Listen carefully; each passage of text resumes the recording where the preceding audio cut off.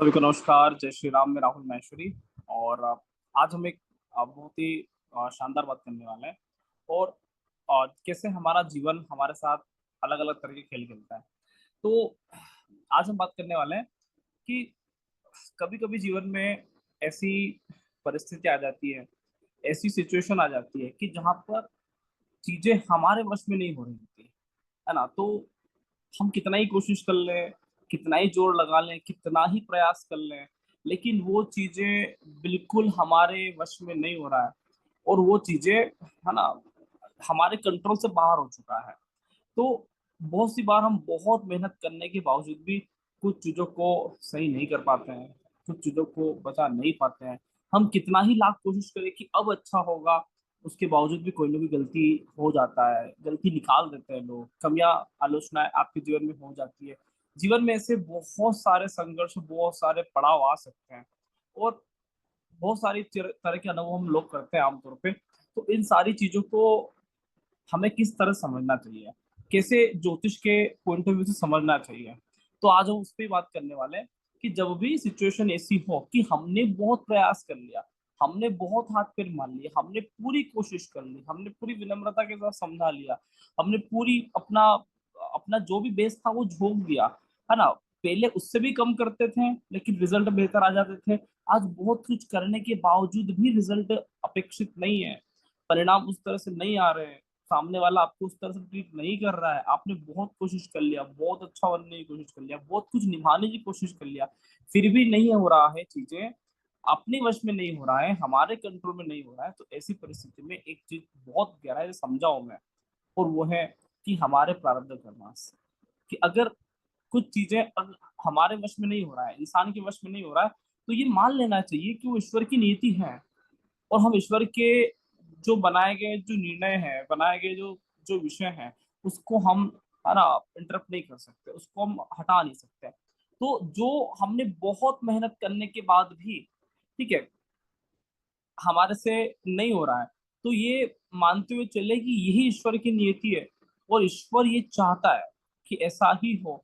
या हमें उसके बाद ये स्वीकार कर लेना चाहिए कि अब ये सारी चीजें ईश्वर के भरोसे हैं, क्योंकि जब इंसान हारता है तो भगवान को याद करता है, सीधी सी बात है। तो इंसान ने बहुत कोशिश कर लिया, फिर भी वो चीजें कनेक्ट नहीं हो पा रहा है। तो ये मानकर चले कि प्रारब्ध कर्मा से गौतम बुद्ध की एक, हाँ, हमेशा वो बहुत अच्छी बातें कहानियों में कर देते थे। तो गौतम बुद्ध भी इस चीज को इसी तरह से लेते थे कि भैया, हमारे प्रारब्ध कर्मास रहे होंगे, इसलिए वो व्यक्ति हमारे साथ इस तरह से व्यवहार कर रहा है।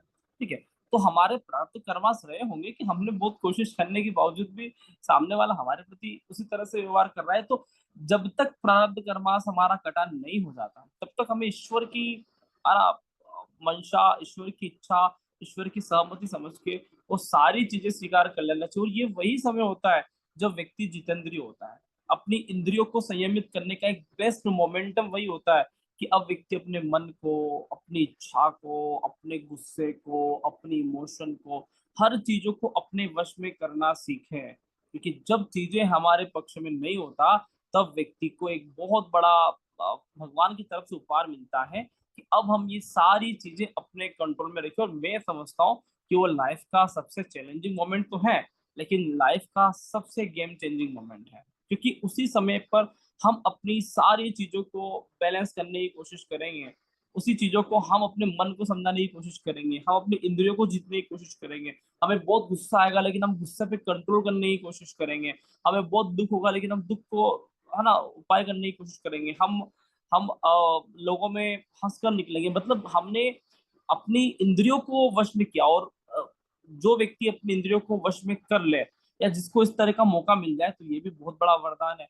तो हर परिस्थिति को हमें इस तरह से देखना चाहिए कि अगर जीवन में कुछ ऐसा सिचुएशन है, तो ये मानकर चलो कि ईश्वर ने आपको एक ऐसा मोमेंटम दिया है कि आप अपनी इंद्रियों को वश में कर लो। और ये खासकर पता है तब कब होता है, जब हम अपने किसी करीबी व्यक्ति से इस तरह का जुड़ाव महसूस करते हैं और वहां से एकदम से चीजें गेम चेंजिंग होता है, आलोचनाएं, प्रतिक्रिया, वह सुनना पसंद नहीं है ना, हर जगह लड़ाई झगड़े हो जाते हैं, बहुत टेंशन आ जाती है, सामने वाला की बात करने का व्यवहार बदल जाता है। तो ऐसी स्थिति में बाहरी रूप से जब हमें आ, जब हमें आलोचना है, जब हमें नेगेटिविटी, जब हमें बहुत अच्छा महसूस नहीं होता है, तो ये वही समय होता है कि व्यक्ति अपने भीतर जाए और अपने अंदर जाके बहुत सारी चीजों को वो सॉर्ट आउट करे, सही करे। क्योंकि मैं समझता हूँ कि ये जो बाहरी समस्या है, ये एक्चुअल में हमारी भीतरी समस्या है। क्योंकि व्यक्ति वही देख पाता है जो उसके भीतर में चल रहा होता है। अगर हमारे भीतर की समस्या, अगर हमारा जो जितेंद्रिय क्षमता है, हम जो हमारी जो इंद्रियां हैं, अगर हम उसको जीत लेते हैं, तो हम गौतम बुद्ध की तरह बन सकते हैं कि सामने वाला कोई कितने ही गुस्से में आया, लेकिन हमारे ऊपर उसका कोई फर्क नहीं पड़ा। सामने वाला हमको कितने लड़ाई करने की मूड से आया, हमारी आत्मा, हमारे मन में कोई फर्क नहीं पड़ा। मतलब हम उसी तरह के पॉजिटिविटी वाले व्यक्ति हैं। तो इस तरह की चीजें एक्टिवेट करने के लिए आपके जीवन में ये एक तरह से केस स्टडी है। लोग बोलते हैं कि यार ये हमारे जीवन में ऐसा क्यों हो रहा है? अरे ये आपके जीवन की सबसे बड़ी केस स्टडी है कि आप इस तरह की चीजों से निकले हो सकता है कि कल ईश्वर ने आपको बहुत ज्यादा लोगों के साथ, है ना, आपकी कहानियां लिखी हो, है ना, आपको बहुत सारे लोगों को मैनेजमेंट करना हो, कैसे करोगे? तो यहाँ पे हो सकता है कि हमारे लिए एक ऐसा मोमेंटम है, हमारे लिए एक ऐसी स्थिति बन जाती है कि आज हम यहाँ से ही संभालना सीखें कि कल से आप किसी बड़े पद पे चले जाए, बड़े लेवल पे लोगों के साथ चले जाए, बहुत बड़ा कार्य आपके जीवन में लिखा हो, तो आपको कम से कम इन चैलेंजेस से निकलना आना जरूरी है कि कोई व्यक्ति कह दे तो हमारे ऊपर प्रभाव ना पड़े। और ये उसी व्यक्ति के जीवन में आता है जो व्यक्ति के जिससे ईश्वर बहुत बड़ा कार्य करवाना चाहते हैं। तो अपनी प्रत्येक मानव के जीवन में जो जब ईश्वर बहुत बड़ा कार्य करवाना चाहता है, तो हमेशा भगवान उसकी इंद्रियों को जीतने का मौका देता है। और ये एक ऐसा मोमेंटम है कि जिस दिन आप इंद्रियों को जीत जाएंगे, जिस दिन हम सामने वाले से, है ना, उस पॉजिटिविटी को प्राप्त कर लेंगे, है ना, वो नेगेटिव बात करे, कुछ भी बात करे, वहां से हम जीत लेंगे। उस दिन हमें दुनिया में हराने वाला कोई व्यक्ति नहीं है। और हमेशा मैं क्लास में पढ़ाता तो बोलता हूँ कि राहु मतलब रावण, राम मतलब सूर्य, और राहु, रावण और राम सूर्य में एक ही मूलभूत डिफरेंस है कि राहु पूरी दुनिया को जीतना चाहता था, ठीक है, इसलिए किसी न किसी से हार गया। और राम का किसी से जीतना था ही नहीं, राम स्वयं से जीतना चाहते। तो ये सारी केसेस में अगर एक्चुअल में हमको पूरे विश्व पे, पूरे ब्रह्मांड पे विजय प्राप्त करना है, तो हमको अपने आप पे विजय प्राप्त करना है कि हम किसी भी तरह से अपनी आपकी पॉजिटिविटी नहीं खोएंगे। हम अपनी इंद्रियों को कंट्रोल में रखेंगे। हम अपने इंद्रियों के वशीभूत ना होकर इंद्रियां हमारे वशीभूत रहेगी। और इतना हमने कर लिया, उसी दिन हम एक सामान्य इंसान से एक महामानव की श्रेणी में आते हैं।